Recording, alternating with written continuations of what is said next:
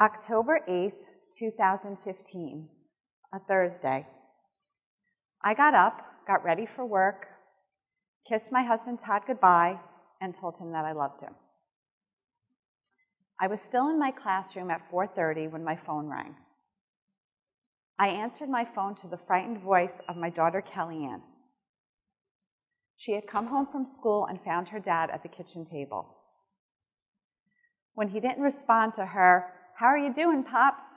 she followed up with, "I'm not falling for it, Dad." He was kidding. Of course he was kidding. He was always kidding and would surely jump up and yell "boo" to startle her.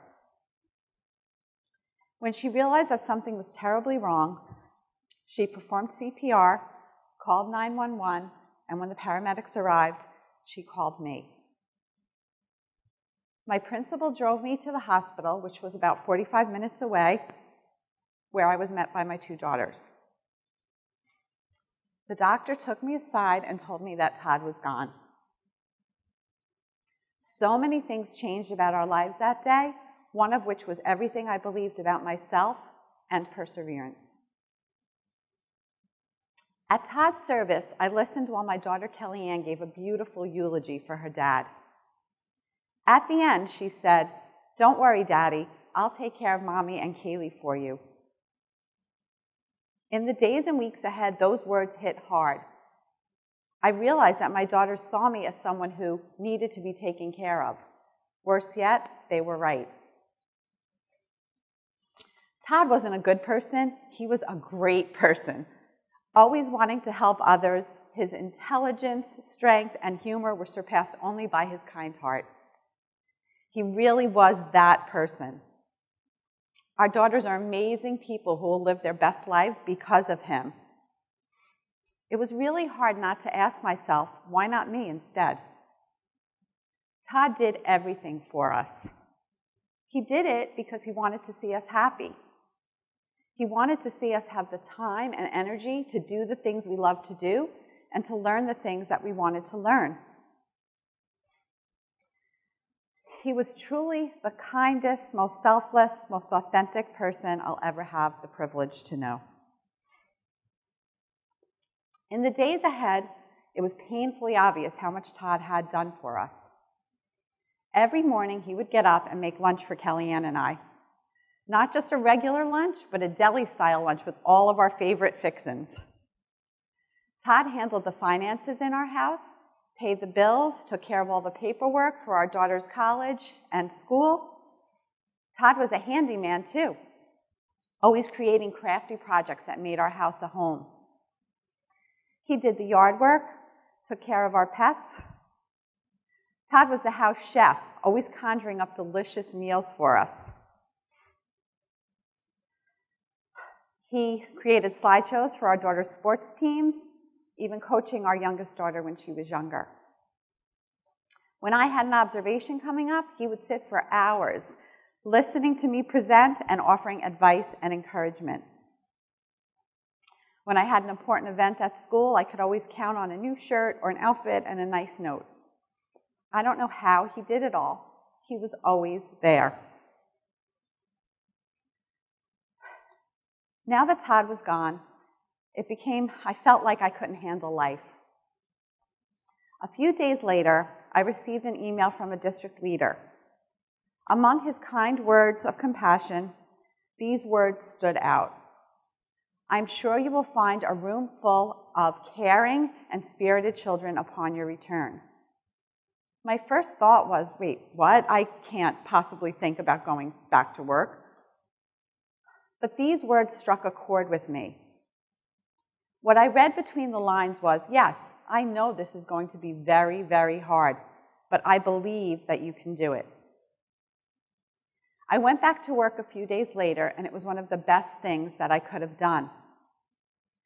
During a time when I felt scared and uncertain, it helped to feel that I was competent at something.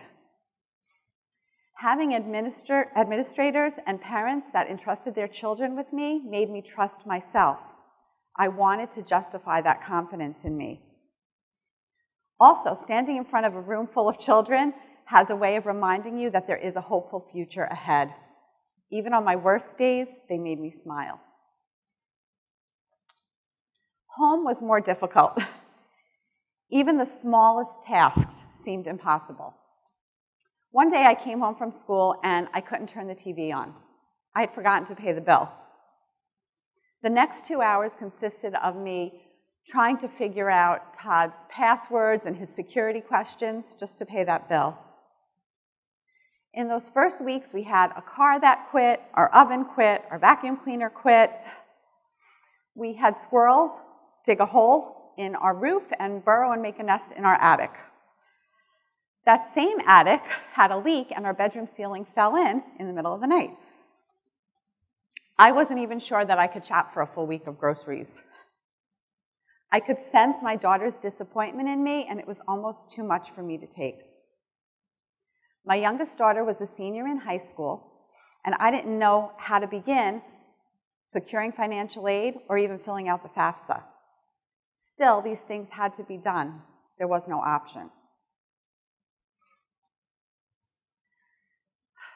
We made it through that first year, and I can promise you things would have been done more quickly, more efficiently, and with a more creative flair had Todd been at the helm. But what happened within me was surprising. I started to feel empowered. I started to feel like I could do hard things. I started to seek out challenging activities because I knew that failure wasn't so frightening anymore. I started to see that every time I tried something new, I learned something that I could bring forward with me to the next time. Recently, I was out in the backyard with my daughter Kaylee, and we were pulling weeds. It was one of those 90-degree-plus days and humid. I looked over at Kaylee and said, "I just want to quit." She looked back at me and said, "Yes, the old Denise would have given up and quit, but the new Denise, she doesn't quit." I can't tell you how those words filled my heart. As a teacher, I always believed in the importance of fostering perseverance in my students. I even thought that I was doing so. However, the old Denise, though I would present challenging activities to my students, if I was honest, I didn't really give them the time or opportunity to struggle with solving them. In the interest of time, covering the curriculum, and looking like a good teacher, I would often suggest the strategy that I wanted them to use, even sometimes suggesting the answer. The old Denise would call students up that I knew would solve the problem correctly. Students that would demonstrate a strategy that I wanted to demonstrate the way it should be demonstrated. The new Denise calls students up to the board who might not know if their answer will result in the right solution, but they're willing to get up and try. Just like the old Denise would let Todd do the cooking because, after all, he was so good at it. The new Denise will try new recipes, and though they're not perfect the first time, I am becoming a little bit of a better cook. And I'm proud of that, just as I know that my students will be proud with the feeling that they have of working hard to tackle a problem that they never thought that they could. In our classroom, we celebrate bravery. We compliment students who are willing to come up to the board and sometimes make mistakes, explaining to them that the only true learning occurs when we're willing to try something that's hard and keep going and not give up. As the year goes on, I notice that more students come up and volunteer rather than just a smattering of our most capable students. We celebrate the work that goes in, the struggle that students are going through, rather than just results. And students know that they're valued not just on their grades, but on their effort. Just like Kaylee celebrated me for pulling those weeds on the hot summer day. Students know that we look up to people who are willing to struggle. In our class, when we give homework, I often put up a homework superstar on the board. I used to put up a student who had all the answers correct, who did work that was thorough, neat, and complete. I don't do that anymore. Now I put up a student who demonstrates persistence. This can be shown in many different ways. It might be a student who previously struggled but has shown improvement. It might be a student who checked their work over and upon finding mistakes, erased their work and tried another strategy. It could be a student who, though only the odd problems were assigned, they did the whole sheet because they realized that they needed extra practice. Again, we're celebrating the effort, not just the finished product. As teachers, it's important that we model failure for our students. I always wanted to appear in front of my students as capable, confident, and in control. How can we expect students to embrace frustration and disappointment when we're always up there looking confident, calm, and in control? I now explain to students or tell them things that happen in my own life. I tell them that my organizational skills and time management skills were awful because I had someone to always do that for me. Coming to work hungry because I didn't have time for breakfast and I wasn't organized enough to have lunch ready made me come up with a better morning routine and make my lunch the night before. Losing my keys for the 10th time that week made me come up with a system for storing my keys in a safe place when I almost missed that very important early morning parent meeting. One of the most rewarding conversations I had was with a parent of a student in my class. This student struggled with confidence in math and consistently came in on Tuesday mornings before school for extra help. When this student scored a 74% on a math assessment, her mom was worried about her confidence, but her daughter surprised her by telling her that she was proud of her efforts because she had improved and that the mistakes that she had made, she had learned something from them. This parent also told me that though our current math program was challenging, parents were starting to see the satisfaction that their students had when they were able to work hard on something that wasn't initially apparent and conquer it. The lessons, the gifts that we were given in the midst of this tragedy are the gifts that we give our students when we allow them to struggle.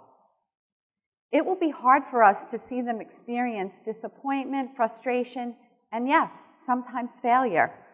But by saving our students, we're communicating the message to them that they are not enough, that they are not capable. This is a lesson that the students will carry with them into their adult years. Life will teach them many beautiful and meaningful and sometimes painful lessons. Love, guide, and support your children, but be strong enough to let them know that they are capable of handling life's successes and disappointments. Only then can we raise children to be the brave, capable, confident, and proud adults that we know they can be. I am sure that Todd would be proud of what the Gangaware girls have accomplished. Thank you.